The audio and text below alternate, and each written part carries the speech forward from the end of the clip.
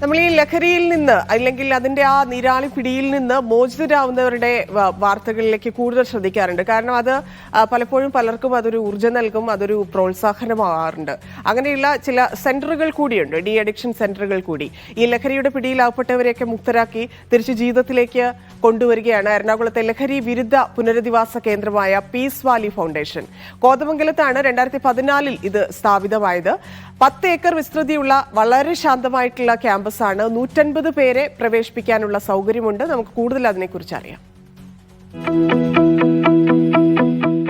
നിലവിൽ ഈ de addiction centre അല്ലെങ്കിൽ സൈക്കാട്രി ഹോസ്പിറ്റലിൽ നമുക്കൊരു 150 പേഷ്യൻസിനെ IP ആയിട്ട് അഡ്മിറ്റ് ചെയ്ത് ട്രീറ്റ് ചെയ്യാനുള്ള സംവിധാനമാണ് നമുക്ക് നിലവിലുള്ളത്. നിലവിൽ നമുക്ക് 2 സൈക്കാട്രിസ്റ്റ്, 2 സൈക്കോളജിസ്റ്റ്, 2 സോഷ്യൽ വർക്കർ എന്നിങ്ങനെ അടങ്ങുന്ന ഒരു നല്ലൊരു മെഡിക്കൽ ടീം തന്നെയാണ് നമുക്കുള്ളത്. ഏറ്റവും കൂടുതൽ എൻക്വയറി വരുന്ന ഇന്നത്തെ പുതിയ കാലഘട്ടത്തിലെ കുട്ടികളിലെ അല്ലെങ്കിൽ കൗമാരപ്രായത്തിലെ കുട്ടികളുടെ ലഹരി ഉപയോഗമാണ് നമ്മുടെ മുമ്പിൽ വരുന്ന ഏറ്റവും വലിയൊരു വെല്ലുവിളി. ഇതിൽ നമുക്ക് മെയിലും ഫീമെയിലും 2 രീതിയിൽ നമുക്ക് വരാറുണ്ട്. നമുക്കിന്നിപ്പോൾ ഒരു ഫീമെയിൽ ഡോക്ടറെയും നമുക്കിന്ന് ഇവിടെ ലഭ്യമാണ്.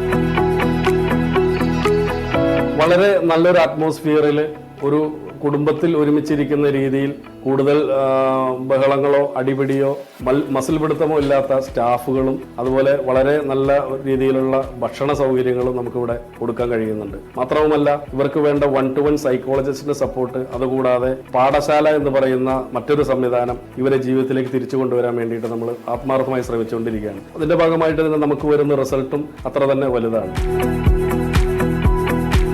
നമുക്കിവിടെ വാർഡ് സൗകര്യമുണ്ട്, റൂം സൗകര്യമുണ്ട്.